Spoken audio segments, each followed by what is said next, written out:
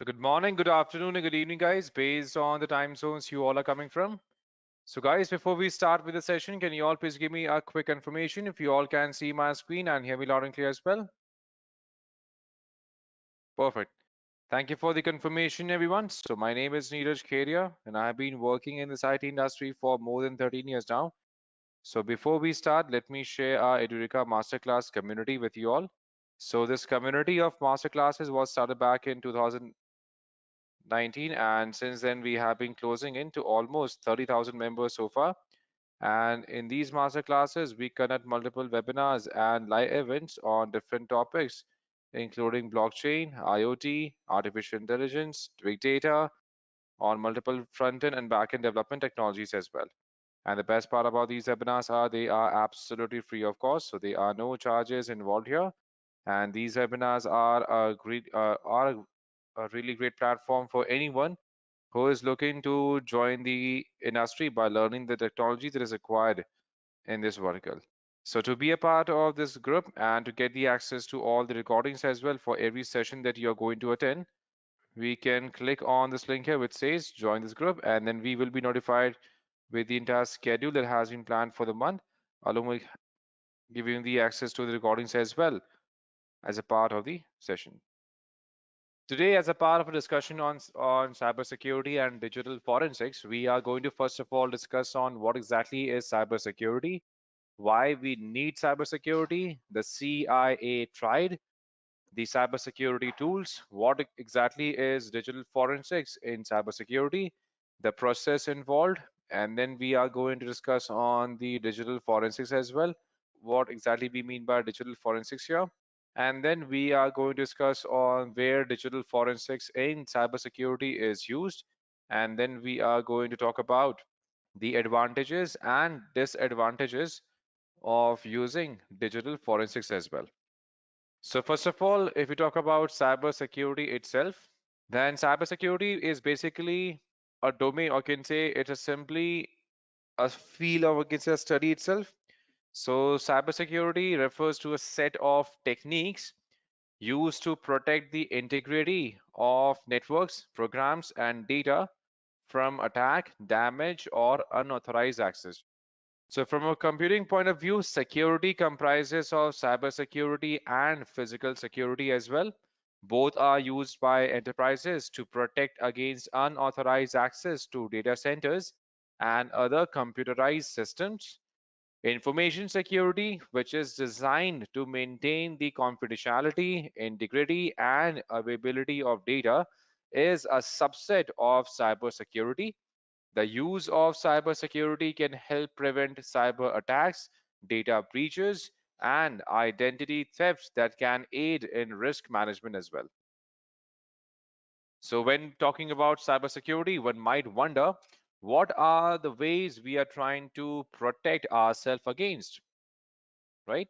And there are three main aspects that we are trying to control here. So we have unauthorized access, unauthorized deletion, and unauthorized modification as well. So these three terms are synonymous with the very commonly known CIA Triad that we are going to discuss in next few minutes, which stands for confidentiality, integrity, and availability.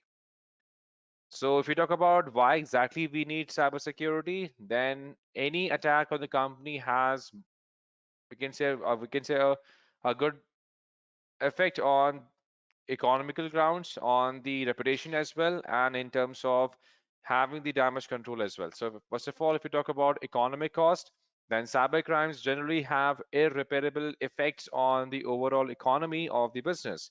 So in 2019, over $1 trillion were lost due to cyber crimes, equals to Australia's nominal GDP. That's a big amount. In terms of reputational costs, then they greatly harm aspects like customer loyalty and new customer acquisition, resulting in an eventual loss. And Huawei was banned from selling its products in North America because it was alleged of spying on its users, as we all know about that. And when Google banned Huawei, so that means the Google Play Store, the Google services was also not available there, even in India as well, and there are multiple regulatory costs as well. So they may have to pay fines and sanctions set by government authorities in case of data breach. Like even Facebook was penalized, right? So in Facebook, WhatsApp, again, they have been continuously penalized for unauthorized use of data, of the customer data from the applications. And Uber also paid $148 million in fines in 2018 to the US government due to a data breach. Now, where exactly these cyber attacks come from? So 48% of malicious email attachments are office files. 34% of data breaches involved internal actors. That means there may be some kind of internal, or you can say in-house person who may be helping the team of attackers. 65% of groups use spear phishing as a primary infection vector. So phishing involves simply imitating a landing page. For example, you may have seen that whenever you may have received multiple emails claiming claiming to be coming from the official sources, and once we click on them, they are going to land us on a phishing website. That means a website which is going to look and behave like the original, or you can say the authenticated one, but it is not going to be the official website. And once the user enters their credential, the credentials are going to be stolen as well. And this has been the most popular methods for attackers to get the account details. And 94% of malware was delivered by mail. So the users, this as soon as they open up email, they download any attachment or they visit any link via the email, again they are going to see the malwares installed on the system, which is going to simply capture everything that user is going to do on the system, and then the entire details they are going to be sent back to the attackers so that they can use it for monitoring the entire key log, and they can know what exactly has been typed in for getting the account details and other access. And then protection is a mechanism used to control the access of system or network resources, programs, and processes. So if you talk about the goals of protection, then first goal is to prevent malicious issues, or we can say misuse of a system and unauthorized access. We have to ensure that the system resources are used according to the security policies, and we have to minimize the damage by a malicious program and for reliable error detection as well. Next, we have the CIA Triad. So the CIA Triad stands for confidentiality, integrity, and availability, which is basically a design model to guide companies and organizations to form their security policies. It is also known as the AIC Triad to avoid confusion with the Central Intelligence Agency, that is CIA. So the components of the triad are considered to be the most important and fundamental components of security. So it consists of three components: confidentiality, integrity, and availability. So confidentiality is basically the protection of personal information. So something is confidential, that means it should be having a limited access to only certain personals, right? And it simply means keeping our client's information between us and the client itself and not telling others, including the co-workers, friends, family, etc. That's what we mean by keeping something confidential. And then we have integrity. So in the context of computer systems, it refers to the methods of ensuring that data is real, accurate, and safeguard from unauthorized user modification. And then we have availability. So in the context of a computer system itself, it refers to the ability of a user to access information or resources in a specified location and in the correct format, right? So if we talk about the confidentiality, then again it in simply again in terms of the threats, it includes cracking the encrypted data. Here in terms of confidentiality, we have attacks such as man in the middle attack, for example, someone getting the unauthorized access, right? And then we have data leakage, unauthorized copying of sensitive data. Then we have installing spyware, malware on a server so that we can get the key logs and we can monitor each and every activity done on the systems. And then we have integrity, where we are going to work on web penetration for malware insertion, for we are going to maliciously access servers and forge records. So for example, we may have databases. So database may be captured again, it's and then it can be filled in with multiple in we can say inaccurate details, which may hamper the company in terms of having a huge financial loss. So for example, the e-commerce in the e-commerce database, the prices of the products can be altered, and then that can result in a huge loss to the company.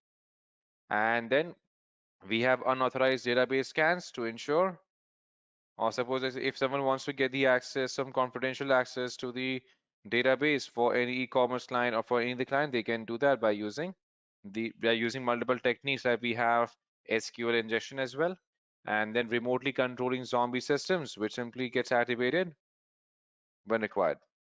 And then in terms of availability, we have the DOS, or we can say DDoS attacks here. So we have denial of service. That's what we refer as DOS, denial of service.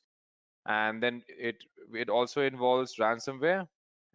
It involves ransomware attacks, forced encryption of key data, and then deliberately disturbing the server room's power supply by generating millions of requests, which are simply a false request to simply take the server down. And then we have to flood, and again, it also involves flooding a server with too many requests so that the original user will not be able to access the systems here. Connect to a system and then simply leave it affected, right? Now we have multiple cybersecurity tools. So first of all, again, there are multiple tools available out there to help us combat against all of these attacks. So the threats are constantly evolving, and just like everything else, it tends to follow certain trends. So the best defense needs to mirror those trends so users get the most robust protection against the newest wave of threats. Hence, we decided to make a collection of all the cybersecurity tools that we have in the market. So first of all, we have Blue Vector.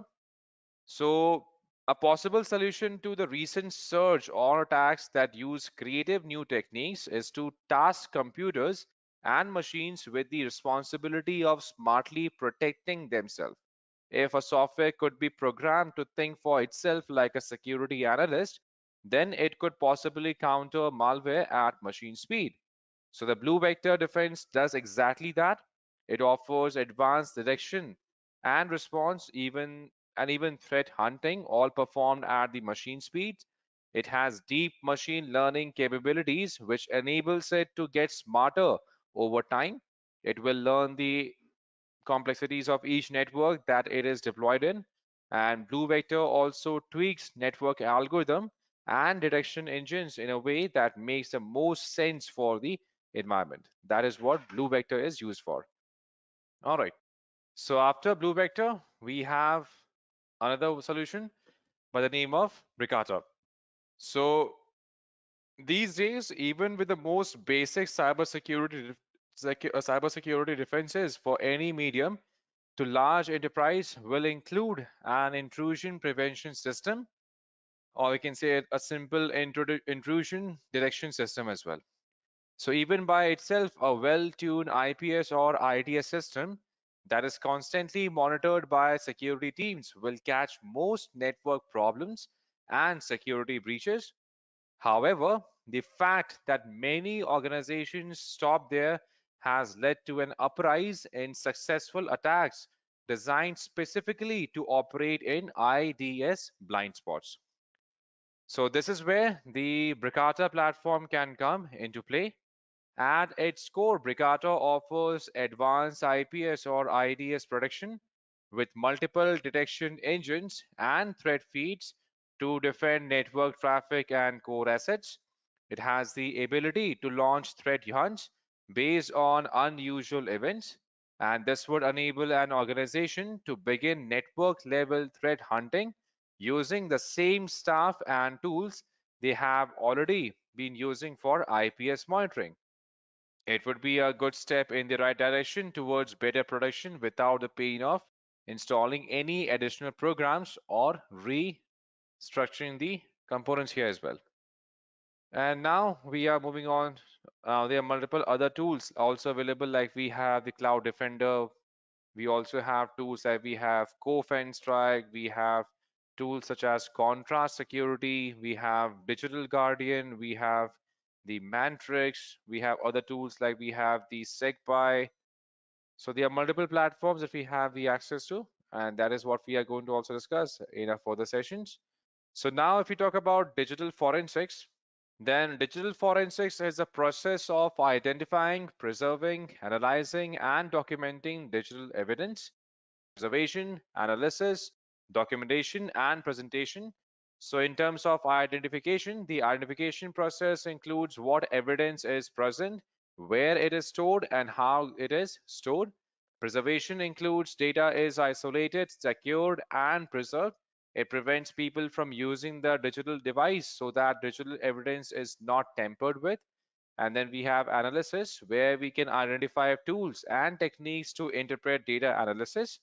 And then we have documentation. So the documentation includes the proper documentation of the crime scene, including the photographing, sketching, crime scene mapping. In terms of the digital, it involves getting all the log records of each and every activity conducted. And then in terms of presentation, it is basically the process of summarization and explanation of conclusions. That is a part of presentation layer here. Now there are different types of digital forensics as well. So we have the network forensics, which involves the monitoring and analysis of computer network traffic to collect important information and legal evidence. Then we have email forensics, which deals with recovery and analysis of emails, including deleted emails, calendars, and contacts.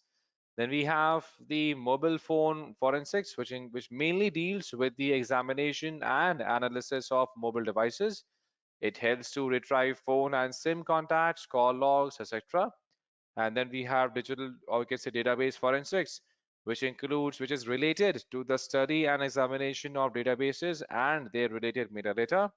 Then we have wireless forensics, which offers the tools that need to collect and analyze the data from wireless network traffic.